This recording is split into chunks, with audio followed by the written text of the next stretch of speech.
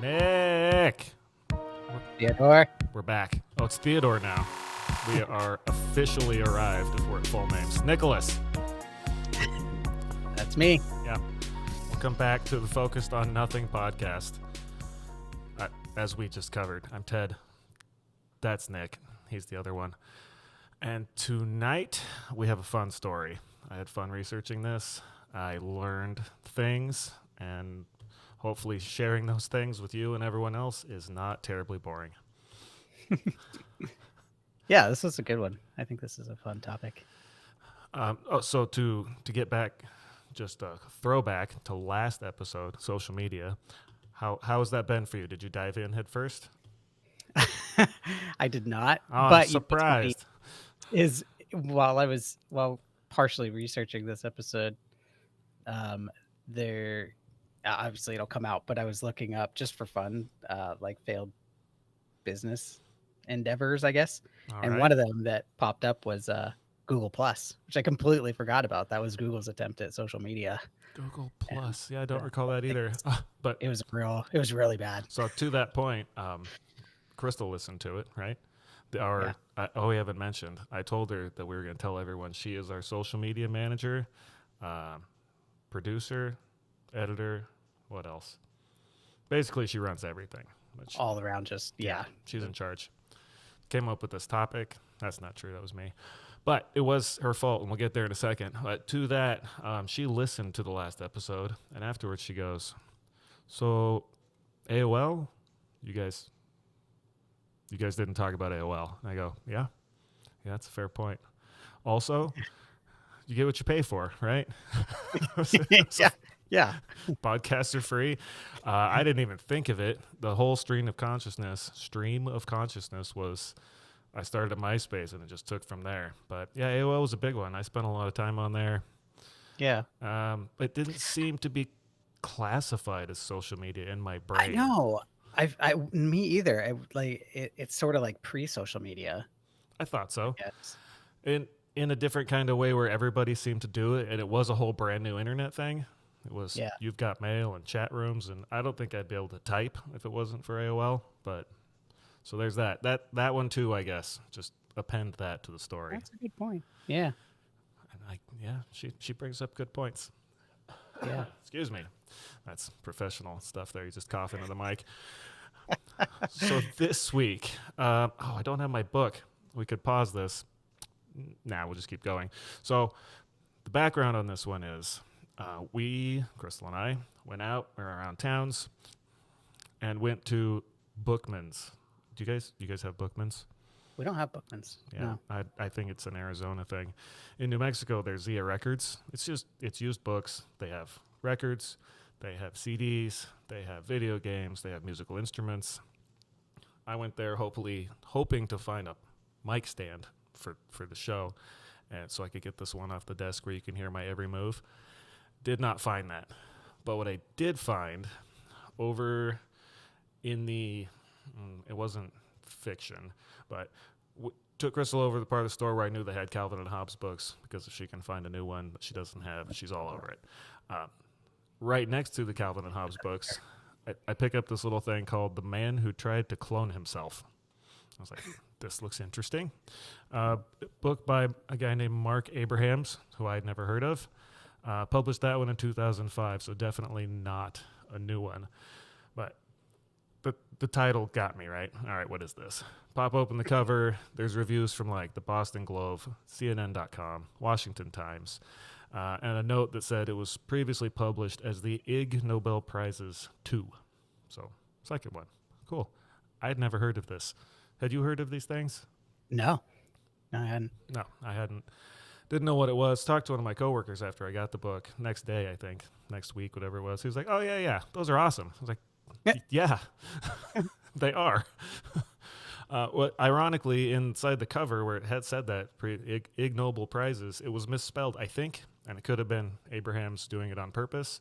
So there's this thing he started in 1991 called the Ig Nobel Prizes, which I have a whole bunch of background on, but in the cover of this thing, it said it was previously titled the Ig Nobel Prizes, which is actually a play on words of the Ig Nobel Prizes. So there's that. Yeah. So I went and I looked up ignoble because, again, I don't know words. Oxford Languages the word has two primary meanings. The first is not honorable in character or purpose, and the second is of humble origin or social status. It's like, all right, sounds good. Apparently, the entire purpose of this thing that Mark started in 1991 is a satirical prize based on the Nobel Prizes, and the aim is to honor achievements that first make people laugh and then make them think. And says on Wikipedia that it's a pun on the Nobel Prize and parodies the word ignoble. So the typo or non-typo plus what this thing is, I read about that. I was like, yeah, this sounds good. Yeah, at first I thought it was going to be like the Razzies, you know, where they're, do you know what the Razzies are? No, from the name, kind of like I have an idea. What are the Razzies? They're kind of like the opposite of the Oscars. So they give like awards to like the worst film of the year, worst actor, that kind of thing. All right. And but they're kind of like poking fun at the Oscars in a way. For the opposites, they're just same thing, but this is like actually cool stuff. Like, it's totally awesome stuff. Yeah, like this is legit. It's the topics and the prizes, and they do, at least for me, in the little experience I have with them. So I'm now, I would say, halfway through this book. So if nothing else, and it's a short book, the chapters are 2-3 pages long a piece, and just gives a summary of the topics of the winners from.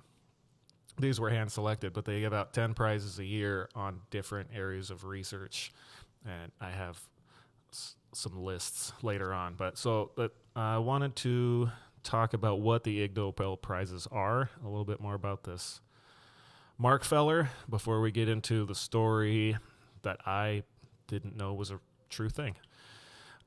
So Mark runs, it said on the interwebs that he was the co-founder and editor, but on the webpage now, if you go to improbable.com, you can see all kinds of stories that are intended to, first make you laugh and then make you think. The research group that Improbable is based on is called the Annals of Improbable Research,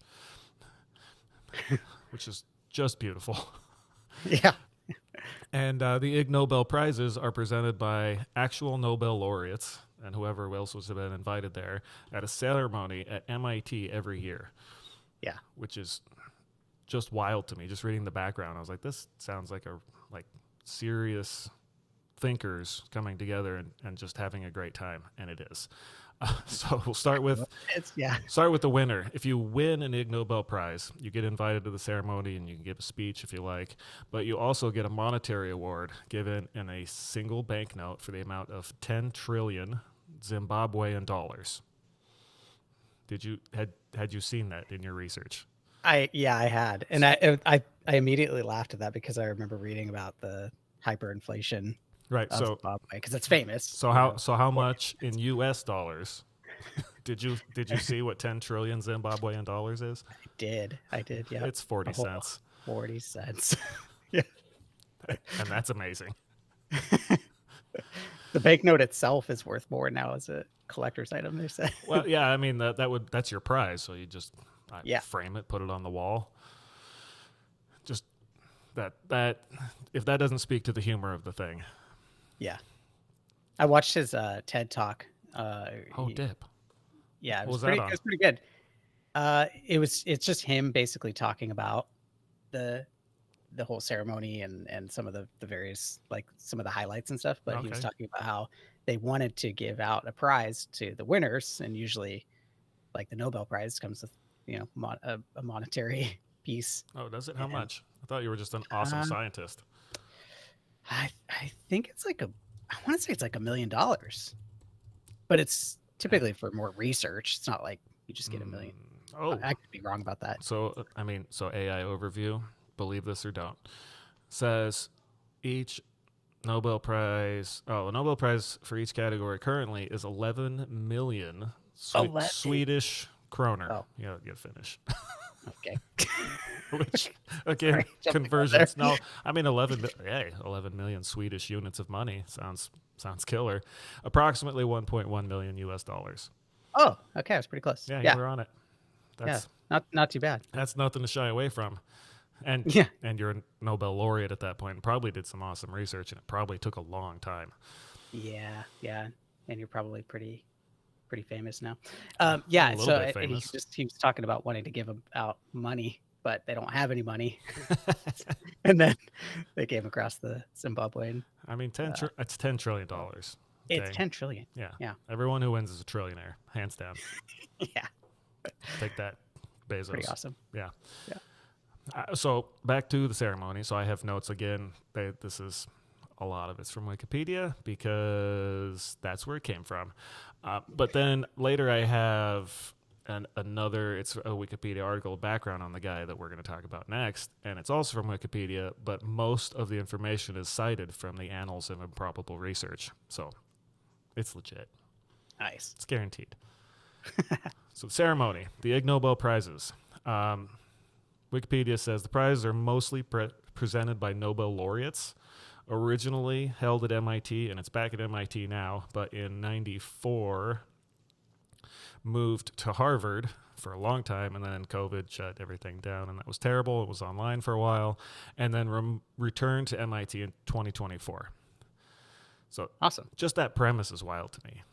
These guys are publicizing and supporting this non-standard research, and I think Mark went to MIT. I could be wrong, but just the minds and the brains in those two places has got to be incredible. Yeah, that's got to be pretty cool. So as I think I may have mentioned, there's 10 prizes awarded every year, varying categories. Started in 1991. I have a list of just a few of from the first annual, and more on that in a second. Let's see. Economics. Oh, this was in the book. Michael Milken, father of the junk bond.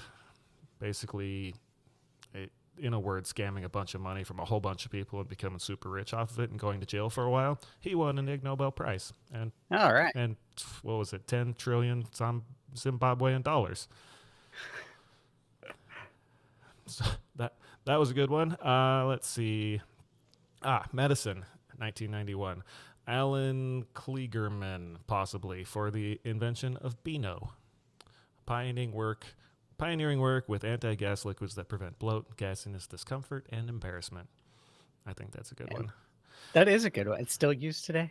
And finally, I think ironically, there's more, but Edward Teller, father of the hydrogen bomb and first champion of the Star Wars weapon systems, quote, for his lifelong efforts to change the meaning of peace as we know it. Yep. Uh-huh. Yep. I don't associate hydrogen bombs With with the peace. hydrogen. Yeah, I'm struggling to. I don't have the more background on that or the criteria, but that was the first annual. Okay. And to that point, every year is the first annual awards ceremony. So now it's 2025. I think it's coming up in September or so. And if I can math 25, I can't math. That'd be 9, 20. Is the 35th or 36th? Either way, it's the 30-somethingth first annual Ig Nobel Prizes are going to be held this year. And my subtraction right now is terrible. No, that's correct. Yeah. There's a bunch of stuff they do during the ceremonies, aside from just where it was held. I think it was the first year they included a feature of Miss Sweetie Poo, which is amazing. So they find an 8-year-old girl every year. And during the acceptance speeches, if she's decided she's heard enough of the speech, she walks across the stage, stands right next to the winner, and repeatedly states, "Please stop, I'm bored," in a high-pitched voice until they just give up, walk off stage. I watched some videos of it, and somebody tried to bribe her. Like, I don't know if it was money or candy, but it was like, "Please, can I finish?" And no. The quote from the intro in the book was, "No one outlasts Miss Sweetie Poo. Few dare try." Good for her. Yeah. Good for her. So that goes on during it. They regularly throw paper airplanes at the stage. The audience does through the entire show. It's encouraged. It's fantastic. Other events include a win a date with the Nobel laureate, which is real. Sweet. Yeah, that's there. I would take that. I mean, just hang out with the Nobel laureate for an hour. Yeah. Get them to buy you dinner or what have you. Yeah. Sounds good. There are nano lectures in which the speaker is given exactly 24 seconds to convey their point or story. And the nano lectures are actually not emceed as much as monitored by an NFL referee and an attorney. One of them to keep time, and the other one to blast a tiny trumpet as a censorship bleep to protect the audience. They're really silly. It's fantastic. Every year there's a mini opera. In 2004, I found... so Atkins diet. Atkins. Remember that? Yeah. Did you know anyone who did it? No. Well, I guess my dad dabbled in it. I remember him getting the Atkins bars. Okay. I was 2004, 21. I was not in great shape in 2004, but did not try that. I only knew one guy who was a trainer for the company I was working at, like flew in, and he was like, oh, we do training and meetings. So, okay, well, let's all go out to lunch. And we went to pizza. And he goes, oh, I'm on the Atkins diet. And so we got pizza, like meat toppings and cheese and greasy and all that stuff. And he just ate the top. Yeah. I'm like, that part's fine, but the bread's the bad part. Yeah. Well, I think that like really kicked off the whole like low carb thing. Yeah, keto. That's pretty much what it was, right? Yeah, keto. Yeah. I know. I can think of one person who's done that one. I don't know. Yeah. Anywho, we're not here to talk about keto. It's the Ig Nobel Prizes. So every year they do a mini opera with actual opera singers, and the description again from the book was that there's opera singers, there's dancers, there's anyone else who happens to have been on stage, including Nobel laureates or prize winners. It's just if you were there and you were nearby, you're more or less invited to be involved in the mini opera. In 2004, at the height of its popularity, was the Atkins Diet Opera, which included with the song "The Coffee Can," and included the hook, "All you drink is coffee, coffee, coffee." Was it in English? I think so. I didn't listen. I assume so. I'm gonna have to go listen to it now. We'll look up the 2004 Ig Nobel Prize videos. They are available. There's clips on YouTube. They may be available on improbable.com. They do have I want to say e-magazine. I don't know if it's on paper that they publish, and there's volumes and historical stuff, and a bunch of the records available on the page. It's just all kinds of awesome stories. And then, so lastly, the award ceremony is traditionally closed with the words, "If you didn't win a prize, and especially if you did, better luck next year." I just love it. Yeah, it's pretty awesome. And there's a lot of people sorry, I'm not gonna step on your toes or anything. You're not. I'm sorry. Did you see how many? Were you going to talk about how many people get nominated per year and all that? There are 10 prizes a year, from what I understand. Yeah, but I mean, how many people actually? Nominated? No, I don't know. Do you have that? In his TED talk, this wasn't from 2013, so it was a while ago. But he said 9,000 people. Dip. That's a lot. It is, and you or I or anybody can go and nominate somebody. Yeah. That's pretty rad. Yeah. He said most of the people who nominate themselves do not win, but you can nominate yourself if you want to. Yeah, you could. That's a lot to sift through. I mean, they're putting in some time in this thing. Yeah, and the winners are always invited to the show. Some of them aren't always still alive, and then maybe a family member or a friend might come and posthumously accept it, or some people might be in jail. I think the junk fund guy may have been in jail when he won. Makes sense. So it's hard to show up, but pretty awesome. Like, they award it to you, they invite you, like, come on down, make a speech, try to avoid Miss Sweetie Poo. Totally rad. Love it. One more fun fact. Yeah, we'll get down to that second. Just a group of people, types of people show up to these things. In 97, at the ceremony, a team of cryogenic sex researchers, I don't know what that means, distributed a pamphlet titled Safe Sex at 4 Kelvin. Okay. 4 Kelvin is nearly zero, right? 0 Kelvin is zero atomic movement, zero energy. 4 Kelvin, like liquid helium exists at 2 to 4 Kelvin. Yeah, you'd know better than I do. So I'm curious what this said, but I would guess it just said, it was just, you open it up and it says, don't. I don't know, but I don't think I want to exist at 4 Kelvin or have it touch me. Wait, hold on. Kelvin is like degrees. It's degrees, and it's the same scaling as Celsius, but it starts at absolute zero. And I believe it's, everyone's going to hate me that knows me that hears this. 273 is the offset. Oh, okay. Yeah, 4 Kelvin is negative 452 Fahrenheit. Fahrenheit, who cares? Yeah, 273.15. So 0 Kelvin is 273 degrees Celsius. So room temperature is 20. Room temperature Kelvin is like 293-ish. Okay. Yeah, so 4 Kelvin is helium being the cryogenic, the lightest monatomic atom we have.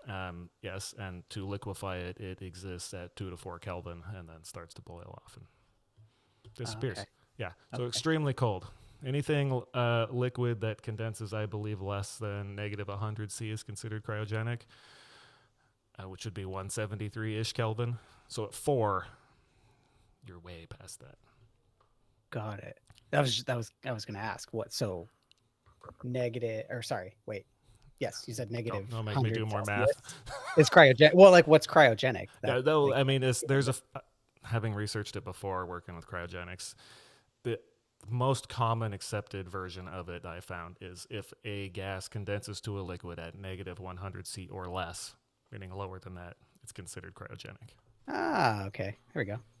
Oh, excuse me. The most I know about cryogenics is from Austin Powers. Oh, I worked with some cryogenic gases for a few years, so I remember a few things. Oh, and the Ig Nobel Prizes, we'll get into, so the stories are coming up next, but awesomely, it is broadcast on NPR every year. So I don't know how to get tickets, or if they cost money, or if you can just pay in Zimbabwean dollars, but it is broadcast on the radio every year, and you could hear it, and there are videos afterwards as well. So that's pretty cool.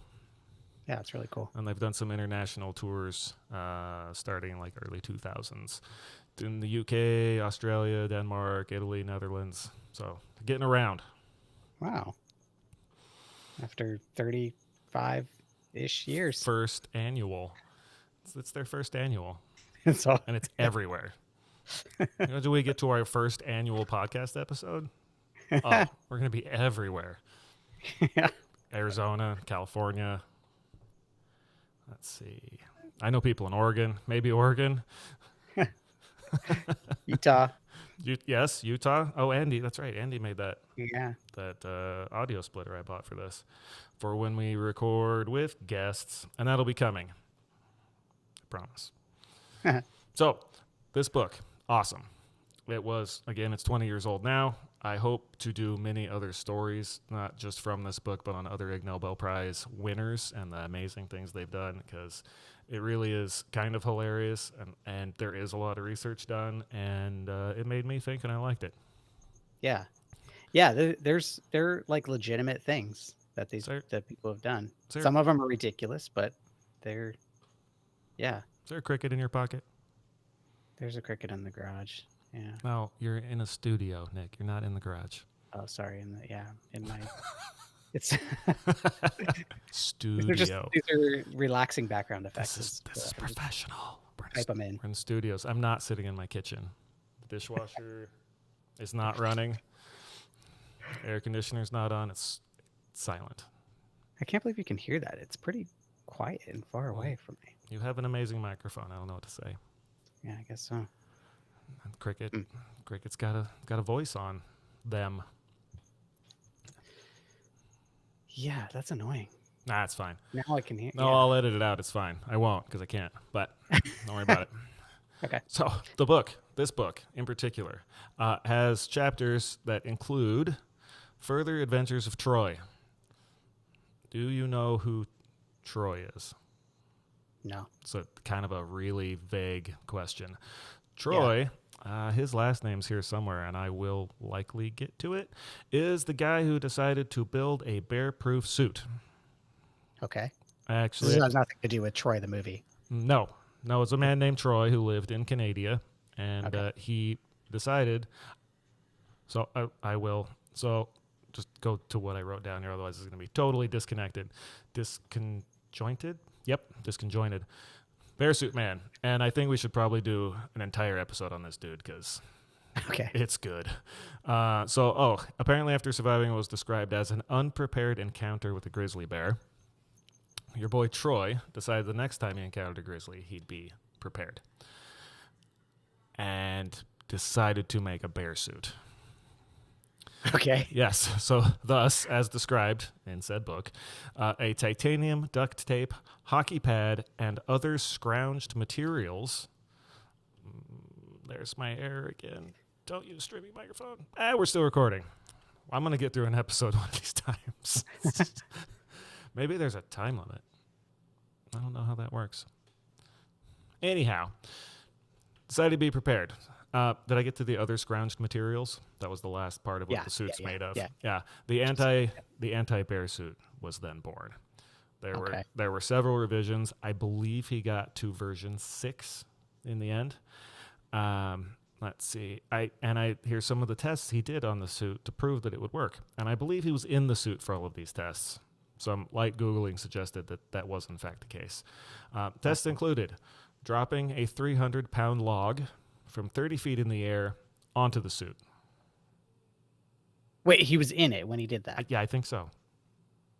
Okay. Yep. And he lived? Oh, yeah, he lived through all this stuff. Okay. Next, rammed 18 times by a 3-ton truck driving 30 miles per hour. All right. It's a very specific set of parameters. Yeah, But those like are them. An F-150. And then, the last one, I think Troy may have played a lot of Road Rash in the 90s because the last one listed, there's probably a whole lot more wild ones. So again, this guy needs his own episode. He was attacked by bikers with an axe, planks, and baseball bats. He staged an attack? I guess. Okay. You remember Road Rage? You played that? You were on a motorcycle, and it was like kind of 2D, and then there's a motorcycle get next to you, and you just hit him with a chain, like, get off me. Yeah. Uh-huh. That's what I pictured, only it's a man in a titanium, duct tape, and hockey pad suit. Okay. All right. Yeah. So this guy's a little crazy. Yeah, and dedicated. Yeah. Yeah. Not only did he build it, he believed in it so much, it seemed as though he was willing to sacrifice himself to test it. And there is a Canadian documentary, or as I learned recently, as the Australians say, doco. Is it a doco? It's called Project Grizzly. It's about Troy and the suits and the development. Wow. Uh-huh. So, makes you laugh, makes you think. Ig Nobel Prize. He won, I think he might have won 2 for the same line of study and development and progress on the bear suits. So does he have actual suits now? Like, do they produce these? No. So sadly, Troy is no longer with us. I don't know what his plan was. There wasn't a bear. I won't bury that one too deeply. Oh, sorry, Troy. No, I think he had a heart attack. It was just normal things. But okay. I think the development and the story and the whole thing, this guy, he won 2 Ig Nobel Prizes. He deserves his own episode of the show. So Yeah. I think in season 1 bonus episode, I don't know. I don't really think that far ahead. That would require focus. Yeah, I mean, we're killing it so far. So I changed the timing this week on GarageBand, hoping that one bar would end up being 1 minute. It didn't work. We're currently at 1,300 bars, and I don't know how long it's been. It's not been 1,300 minutes. But, It's like Kelvin and Celsius. Yeah, though those I understand. Musical timing, I understand theoretically, and I even Googled how to fix this, and it went sideways. So we'll try that again for next time. I'll be sure to update you halfway through the episode when we're at like 3 million bars. Okay. So, oh man. The other, aside from the man who tried to clone himself, which I just got through that chapter, we'll just touch on that. A man, I'm going to try to think he was a doctor, but his name was Richard Seed, Seed, Seed, is the guy who decided that he was going to clone humans. He was an American. Okay. Yeah. And as mentioned in said book again, a better name could hardly be had for. He decided later not to clone other people because that could be, it's messy and might not go well. To just clone himself. But his name's Richard Seed, and if you shorten Richard, it can go a couple of ways, and I'll just leave that there. But the chapter that caught my eye at first when we were back at Bookman's was the story of Murphy's Law. And I had heard of Murphy's Law. I'm sure you've heard of Murphy's Law. Absolutely. Had you put any thought into it being a real thing that could have come from a real place, or just like a colloquialism that was something adults said when you were a kid? Yeah, I mean, pretty much the latter. I assumed it was like some guy named Murphy that Well, you'd have been right. said something, but It was. I had no idea. It was just like, oh, Murphy's Law. Great. That went sideways. yeah. Cool. Let's pick up these pieces of our life and see what we can do, right? Move on. Yeah. Yeah. So that story is it's one of these chapters, and there's a whole bunch to it, and I did some more research, and it is a truly entertaining, to me, story, and I hope that I can portray it in that way here going forward. So Murphy's Law. Just lost my place. Oh, so due to the circumstances in which it was created by said guy named Murphy, who we'll get to, no one is certain on the exact original wording, allegedly, but it's something to the effect of, if there are two or more ways to do something, and one of those ways can result in catastrophe, someone will do it. Right? Yeah. That was how I understood it. More simply, as if anything can go wrong, it will. Yeah. So then I was intrigued, and it was fortunately right in front of me. Who is this Murphy guy? How did this come to be? What was going on? Because something must have gone sideways, right? Yeah. I have a couple of pages on him. Did you pull up anything interesting about the law or the background? Yeah, about something that caught me about it that I thought was kind of funny was that, right, I think it's portrayed as stuff being passive, where it's like things just go awry, and Right. I mean that's part of it, right? Like, you Yeah. know, when you're working on something, like something can go wrong, it will go wrong, and like we know that as Murphy's Law, but really it's a little bit more the actual like what happened was literally just people doing things wrong. Well, And yeah. that's more where it came from. It was like people are idiots. I mean, they And can they be. will, yeah. So I thought of it similarly to Dr. Ian Malcolm, Jurassic Park, Chaos Theory. I can't think of his name right now. You remember the first Jurassic Park, and it was, we're so caught up in thinking about whether you could, you never stop to think of if you should. And then that later on was like, life will find a way. And to me, Murphy's Law is like, yes, if it can be done wrong, someone will find a way. yeah. Yeah. And a lot of times in my life, that is me. I think that's all of us. Yeah. Yeah. Well, so most recently, we have a story. We'll get to it.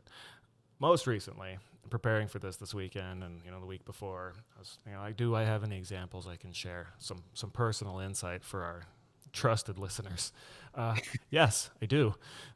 Working on my car again, the same one, the old Ford Pinto. I had a leak at a coolant leak. Needed a new gasket. Not hard to get to. Drain the coolant out, pull the thing apart. I get a brand new gasket. I get this magic stuff called RTV that cures at room temperature and makes great gasket sealants, right? I've been using this stuff for years. I used to always use like the orange copper kind and just put it on everything. And lately, because I'm older and smarter. I'm wiser now. I'm like, I'm going to get the one for coolant. It's going to work. I'm going to fix this leak. First try. Nailed it. Then I decided to read the instructions, which again is not all that common. Wiser. Do it right. Says apply, RTV to gasket, install component, tighten, wait 1 hour. I think after an hour it was torque spec, and then wait 24 hours before adding fluids. I'm like 24 hours? No. No. I've used this orange stuff for 20 years. Point out too that you could have waited 24 hours. Oh, I in no way needed to drive this car. Yeah. This is beside the point. I was smarter than the RTV. Sure. I mean, it's I forget the brand. It's the most popular one. They make all kinds of stuff. Why would they know? Right? Yeah. Mm-hmm. So spread it on there like I normally would, tighten it down, wait about an hour and a half. I'm like, that's got to be good. I've done this before. Fill it up with fluid, fire up the car, everything seems fine. Take it for test drive. Yeah, it's leaking everywhere. It didn't work. So no. Yeah. So I found. I mean, I even knew better. I just didn't believe it. Like, no, there's no way.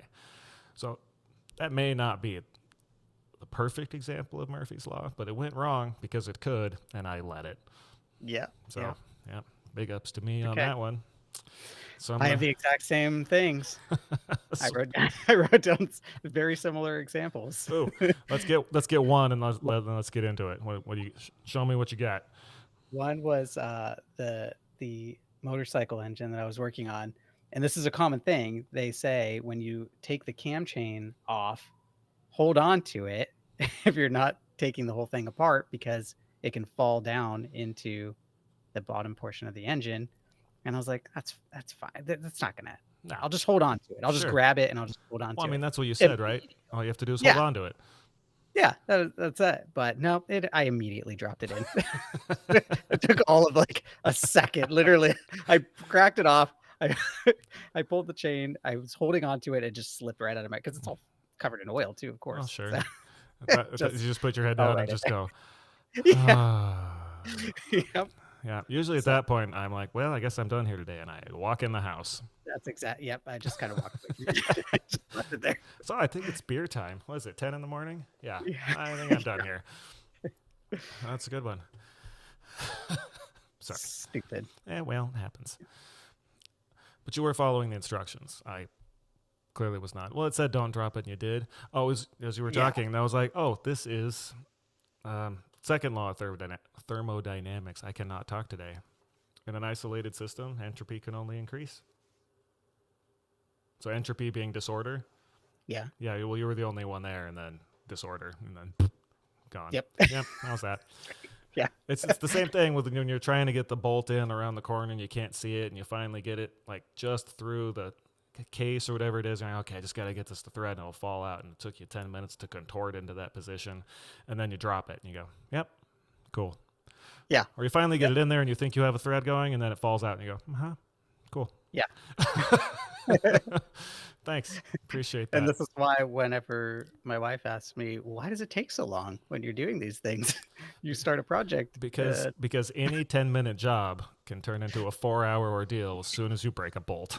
That's exactly right. Yep.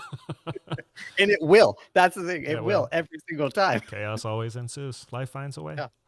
Yeah. Okay. Murphy. Anyway. Murphy. Yes. Yeah, before we're at 1,400 bars, so we got to get moving. I don't know how time works. So what is Murphy's Law? Oh, okay. I got into no one knows what exactly he said, but Murphy was a dude. And this is the story of how that came to be. So story starts after World War II, 1949. Muroc Air Force Base. I might be saying that wrong because I've never heard anyone say it. Now it's known as Edwards Air Force Base. That one I can say. Yeah. It's in the desert by Mojave? Yeah, I think so. Yeah, up there over eastern, southernish California. Yeah. Desert. Nobody around. Yeah. So there was an engineering team, but specifically called out our two guys, an engineer named George Nichols and a medical officer, John Paul Stapp. Not John Paul Jones. not Scott Stapp. So not musicians. Yeah. John Paul Stapp. This is a different person. Totally different person. Did not sing Higher or Arms Wide Open. None of those guys.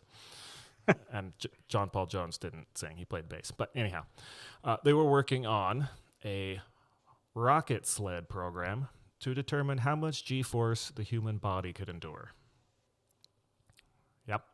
Seems worthwhile. Yeah. Rocket sled. So it was a safety endeavor being run by the Air Force and a team of engineers, and there's, I'm sure, a bunch of other people involved. Names not mentioned. I'm bad at research. Those are the ones I have. So thank you, the rest of you, for your service. We'll focus on these dudes for now. So the program's goal was to determine if more people could survive plane crashes if the planes were built more sturdily. Because apparently it was assumed before this incident that based on the results that people could only survive like half of the assumption was that they could survive half or less than they actually could. So there was no need for like robust seatbelts on an airplane, like a passenger plane, if it wasn't going to be doing, combat maneuvers and things, because you're just sitting there. Yeah. So there's seatbelts lacking. If there probably were some, I don't have data to show one way or another, and they were built less robustly as a whole, just the planes. It's like, well, you go down, you're done. And I kind of assume that now for myself. Yeah, I don't think it's changed. But this program did a lot of good research and showed that we can survive a lot of stuff. So back to how they were doing it. It was a rocket sled program. So the rocket sled, which is effectively exactly what it sounds like, it was a metal frame. There's pictures of these things you can find on the internet. On top of it was a single chair, no cage. At least I didn't see any of the pictures, just a chair. Steel wheels on the bottom and rockets attached to the back of it. So, My favorite thing about it too is the name. Rocket Did you catch the name of the sled? Oh no, I don't. They called it Gee Whiz. Well, it was a whizzer. Gee whiz, kids. So this thing could go over 200 miles an hour and then stop very abruptly with the intention of measuring the G-forces expressed onto the person or dummy that was riding on it. The sensors were probably on the sled, I don't know. So steel wheels on the bottom. It was attached to a straight railroad track in the middle of the desert. And I don't know how long it was, but that was that. It was rockets on a sled on a railroad track. And John Paul Stapp was apparently the medical officer on the program, and as it's written, couldn't bring himself to risk test pilots in the experiment. So much like previous Troy the Bear Man, decided to ride the sled himself. It's like, I don't want you guys getting hurt. It's dangerous. We don't know what we're doing. People can only survive so many G's. I'm in. And apparently they let him. Kind of a badass. I guess. There's pictures. Did you see the pictures of him stopping on the sled? Yeah, his face just... Yeah, we'll get back to that later based on all the rest of his works. Just some commentary. So the goal was to measure G-forces expressed on the human body or the sled in the experiment. It was at some point project members realized they didn't have a way to measure the G-forces. They had a sled, they had rockets, some test dummies, I'm sure, and no measurements. I wrote they could rocket John into orbit, but they still have no idea how much it sucked on his spleen. And that is where the focus of our story here joins in. So this was maybe mislisted. Guy was in the Army and the Air Force. I believe the Army and the Air Force. I have his Wikipedia. We'll reference in a second. But it was listed as Captain Edward Aloysius Murphy Jr. That's our guy. That's Murphy. Okay. Was, I believe, in the Air Force at the time, previously in the Army, and he was in Ohio when the engineers in California realized that they needed these electronics. And they're like, I know this dude, Ed, Ohio, can build them for us. Electronics wizard. Pinball wizard? Electronics wizard. Both. No. Okay, just me. Pinball wizard. Remember Tommy? Oh, pinball wizard. Yeah. Kid can play a mean pinball. Yeah. Yeah. Sorry, I didn't hear you. Nope, bad jokes. That's what we're here for. So, Edward A. Murphy. As mentioned before, Edward Aloysius Murphy, born January 11, 1918, passed July 17, 1990. And when I read that, I was like, wait a second. This dude was alive when I was alive. I was a kid. I was like 7, 8 years old. I'm from 83, so 7 years old is 1990. Hearing adults around me, grandparents, parents, just smart people who work on things. Oh, Murphy's Law. Oh, I dropped this. It rolled underneath the middle of the car. Always happens. Murphy's Law. Anything that can go wrong. Yeah, dude was alive. Yeah. I had no idea. I thought it was just this myth. He was real dude, up. and we were alive when he was alive. So I was blown away by that. Apparently, he was an aerospace engineer who worked on critical safety systems. And apparently here, if you just Google, if you know his name to Google it, best known for his namesake, Murphy's Law.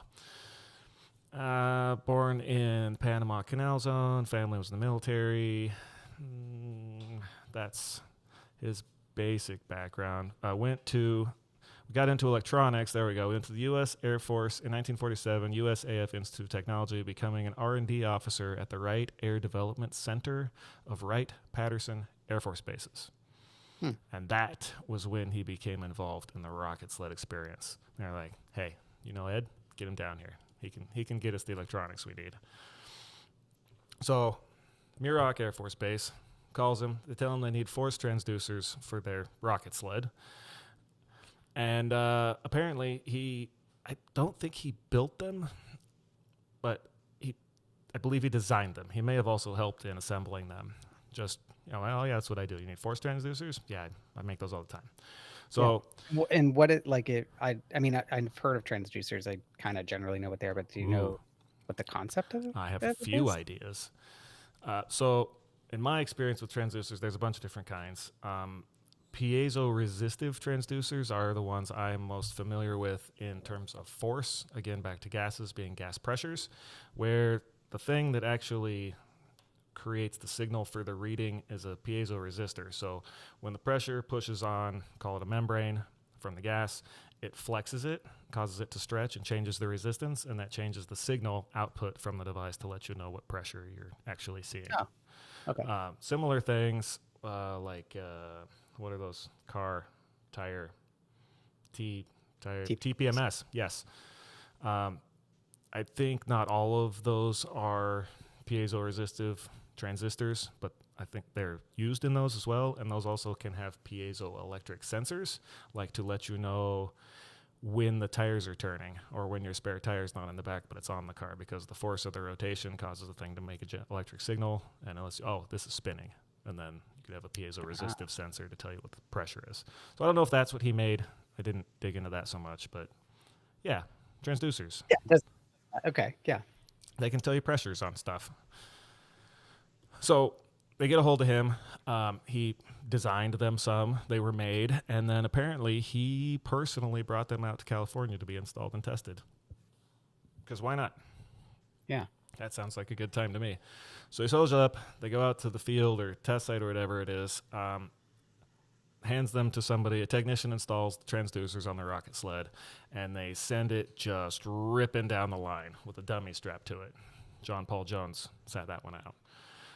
For whatever reason. Maybe because they didn't know how fast it was going or how much it would hurt when it stopped. But after the run, the engineers go and it says, check the gauges. Maybe it's the force gauges. Maybe it's an electrical. I don't know. But there's no readings. There's nothing. Just a blank or a zero or just nothing. Murphy comes along to try to help him figure out what's going on, being the genius he obviously was. And it says, immediately diagnose the problem.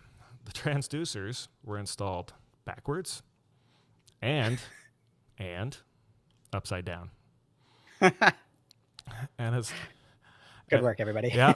So I have it written. Smart people. That as legend has it, that was the moment Murphy, I'm sure in a state of frustration, said whatever it was that he said. But fortunately, I did a whole bunch of digging into that. And what did this guy actually say? They claim they don't know what he said. There's pictures of this experiment. Is there video? Is there audio? And the closest thing I could find, I believe this is the original audio from that exact moment. Ophis munching, mangy nugget. Yeah, that was it. Yeah. Followed by Idiot. yeah, whole bunch of those. No, that's not what he said. I don't know what he said, and apparently no one else does either. But apparently it was close to, if there's a way they can do it wrong, they will. But no one wrote it down. The same day he installed the transducers right side up and forward and watched a successful test run and went home. That was it. He was just a frustrated dude who had traveled all that way, saw it go completely wrong as it could. Said some things, fixed it. All right, cool. I'm out of here. That was the end of it. I just really love the fact that he's a super intelligent person. All of them. I mean, like what they're doing out there, that's pretty revolutionary stuff. Yeah. And they're doing some crazy stuff, and you can still just muck it all up pretty easily. So makes me feel a little better about myself sometimes. Yeah, well, I knew the RTV needed 24 hours. These were experimental. Technician might not have known, right? And he was just like, here, install these. And guys like, on the sled, right? Sure. Yeah. Yeah. Just handed them to him. He's like, really didn't know what they were. Right. Well, I'm sure he knew what they were, but yeah. Easy enough to do it backwards. Been there. So it works. The project can go forward. John Paul Stapp rides the sled. I don't know how many times he rode it or at what speeds or how many times a day, but I'm sure it got old. But ultimately, he proved the human body could withstand up to 36 Gs. Yeah, which is wild because I've always heard that the human body can withstand up to about 9. No. Or he was maybe he was Superman. He was something because that ain't normal. And apparently, like normal people just pass out at like 5. But why do we stop at 36? That's what I don't have that information. And he was like, that hurt. Yeah, because I'm good. You could die. I'm good on this. Sure, just like shove all the blood out of your body. I don't know. Yeah, like this was really fun, but I'm good here. Yeah. So that was actually double. Throw up on the gravitron. I think. Ugh. Gravitron's like 1G sideways. Yeah. 1.5 maybe. Yeah. But that was double what had been previously believed to be the maximum G-force a human body could experience and not die. So research proven. Wild way to get there. Nailed it. Good job. So this was big news for the Air Force, and they released their results. And apparently there was a press conference. Still can't talk. And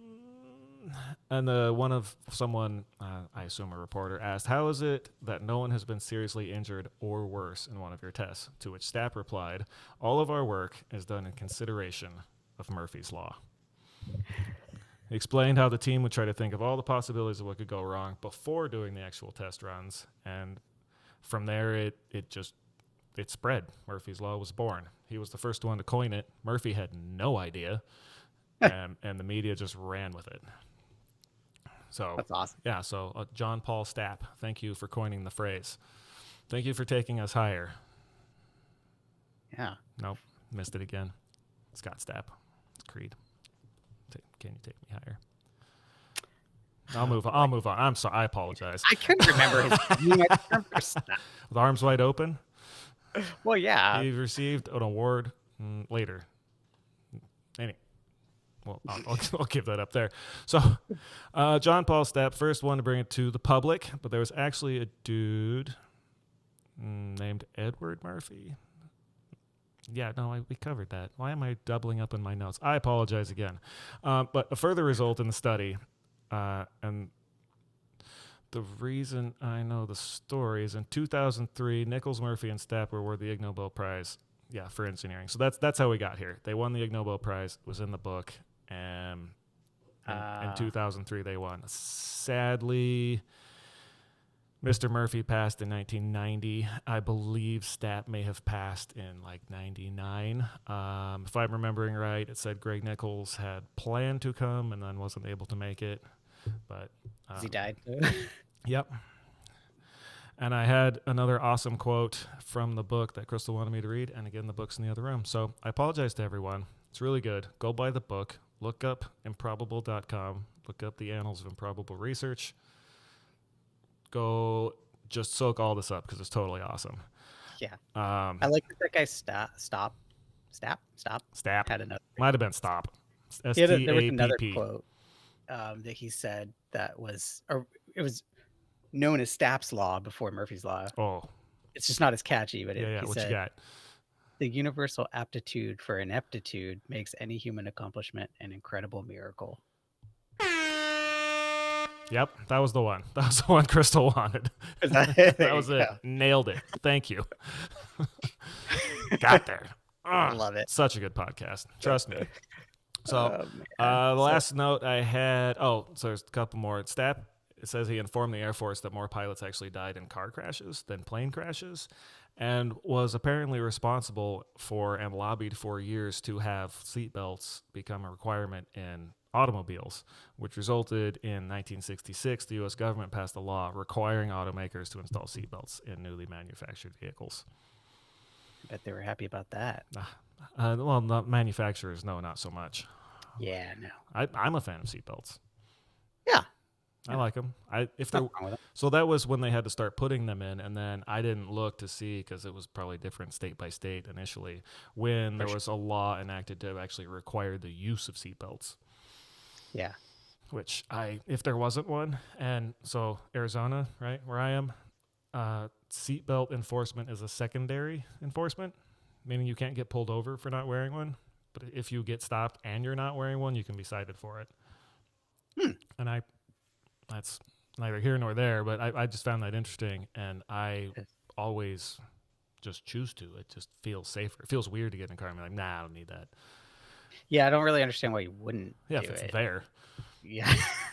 But for a long time, my old truck, right, I have a 63 Chevy, didn't have seatbelts because it didn't come with them. There was nowhere to bolt them to. So when I bought it, it had a passenger seatbelt. I was like, that's neat. It's just one, huh? So clearly someone had added it, but it was just a passenger seatbelt. I was like, cool. And then I will admit it took some time. I bought one to install for myself, and something happened after that. I was like, you have to take both kids to school or pick both kids up. It might have been a book fair thing. I don't remember exactly. So I took the one I had bought so I could finally have a seatbelt, and I installed it in the middle seat. So I still didn't have a seatbelt. You still don't have it? No, I didn't. I do now. I have one now. Oh, okay. So all is right with the world. And now it is the same. Like it had been a while, we'll call it a couple of years, driving the truck, no driver seatbelt. It just felt normal, but also felt a little weird. Now I get in, it's like, nope, that's going on. We're just going to put that. And it's the same with every other car. It feels weird to not have on. Yeah. Is it a lap belt or like? Yeah, it's a lap belt. There were not amenities for a lap belt, so I had to put holes in the floor and use giant fender washers so I don't just rip the floor out if the seatbelt does need to hold me back. But there's nowhere. I'd have to add like a roll bar or something to put a shoulder belt in. There's just nothing for it. Weird. Yeah, big steel truck should be fine. Yeah, right. Probably would be. Right. Yeah, it's fine. Yeah. So, I wanted, before I forget, the pictures of dude riding the sled. There's easy to find. Where am I at? Improbable.com. There's a 5-frame picture of the deceleration of, it says, the face of Stap or Stop. Number 1, looks like he's cruising. Number 2, looks like a lot of G's. 3 is a lot more G's. 4, it looks like an insane amount of G's. And 5 is clearly him decelerating quickly. So this guy, medical officer, didn't want people to get hurt or ride the sled myself. Proved human bodies could withstand 36 Gs on a rocket sled in the middle of the desert. Pushed automakers, lobbied for a long time, resulted in seatbelts being installed in passenger vehicles. Do you notice anything weird about his safety gear in these pictures? Anything at all? Maybe something missing. It's not a seatbelt. He's wearing a harness. Yeah. Oh, okay. I have him in front of me, so I'm cheating. Well, I mean, I have an idea. Well, I'll give you the answer. He's not wearing a helmet. Yep. I didn't notice that. Have you noticed that? Yeah. I'm pretty sure mean, by wouldn't it 1949, help? helmets existed.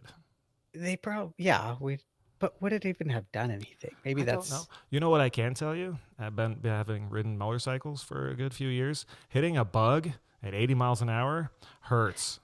that's a good point. Hurts. You imagine hitting, like, I don't know what's out in the desert, a dragonfly at 200 miles an hour? Yeah, even just like dust in your face. You think you just want like a face shield. I would- Literally just the wind in your face when you're on a motorcycle hurts if you don't have a yeah, face shield. and then it could have avoided all these flappy cheeks he had going on. 'Cause it just Yeah. probably would have still been pretty bad, but he looks downright not comfortable at speed. Yeah. So, Kind of incredible photos actually for that time too. pretty good. I enjoyed Pretty it. good. So that is what I have on the story of Murphy's Law. I love it. That was great. I have a couple of things if you want, just maybe a fun game. Games scare me, but I will entertain this. Don't forget we have to end on good news because last time it went so well. True. Okay. And you haven't absolutely destroyed anybody's humanity this time, so a little good news, you know. Yeah, I've avoided that. Okay, so this is sort of tangentially related, but I thought it could be kind of fun. Hit me. So, what went wrong here? So the Hoover Dam. I'm gonna give you 4 options of things that went wrong while building the Hoover Dam, and you can tell me which one is incorrect. People died. Okay, I'm gonna give them to you. Oh, people did die. That was People wrong. died. Yeah. Extreme heat is one. 120 plus degrees. Lives lost due to dangerous conditions. That's true. A large volume of concrete produced significant heat and Oh. needed to be cooled with pipes. I believe that. Concrete does that when it cures. And number 4, Herbert Hoover didn't like the name. No. It has to be the last one. There's no possible way. He was like, this is my dam. Mine. This is mine, damn it. Mine. 120 seems a little warm. It is, what's next to that? Lake Mead, Lake Powell. What lake is that? It's Lake Mead? Oh, Lake Powell? Yeah. Lake Powell. Oh, geography. Oh, man. Yeah, it's, there was a lot more that went wrong with that one, but just thought that was kind of fun. Yeah, Lake Mead. It ends up famous. Lake Mead. Okay, yeah. Hoover Dam, right? Lake Mead, point of view. Can I scroll? Nope. But also, part of the reason I was thinking about that was that with Murphy's Law, I think a huge chunk of that is that we need to think about things as much as possible, and we learn, and like this stuff isn't going to happen without us doing it and learning from it. Yeah. Just like the sled. Most anything that's built. So. Most of the stuff I do in the garage is, I have kind of an idea how to do this, and then if there's a way to do it wrong, I find it, and then and then I try not to do that thing again, unless it was Sunday, and I was like, I don't need to wait 24 hours. That seems dumb. Yeah. Because I'm smarter than the packaging. All right, we've got to be around. We got to be time here. over. So no, there's no over. This is all not over. Excellent content. No. So let's find goodnewsnetwork.org. If anybody wants to go find some good news, I am going to find some good news. And what is it going to be today? Rosemary and sage? Nope. No herbs, thank you. Boyfriend? Nope. Not good. Giant archaeological puzzle. Or Ireland shuts... this one will be controversial. So why not go with it? Title of the article: Ireland shuts last coal plant, becomes 15th coal-free country in Europe. Indeed. So what I'm curious about is what they are powering their country with instead.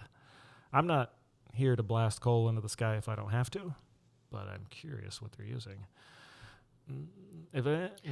Know that was like a goal was to be coal free. 11 terawatt hours of electricity was generated by wind turbines last year and made up 30% of Ireland's total energy generation. All right. Wow. That's pretty good. Good for them. Yeah. They plan to do more, and let's see. They must prioritize building a power system for a renewable future, storage, flexibility, grid infrastructure. Yes, these are all the things you need to actually have renewable energy.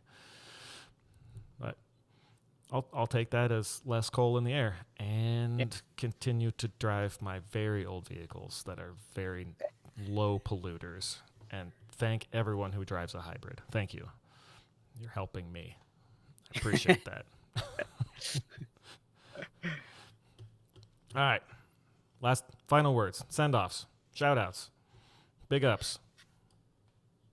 I think you just said it. All right. Go coal-free. Yeah, thank you, hybrid owners. I would like to say thank you for listening. Thank you for joining me, sir. If anybody wants to email us, focusedonnothing@gmail.com. Show suggestions. Tell us we're terrible. Tell us we're amazing. Send us gifts. I don't know how you do that on email, but find a way. Life will find a way. And with that, out of here. It was rad. It was fun. That was fun. You have a good night. You too. Until next time, sir. Deuces.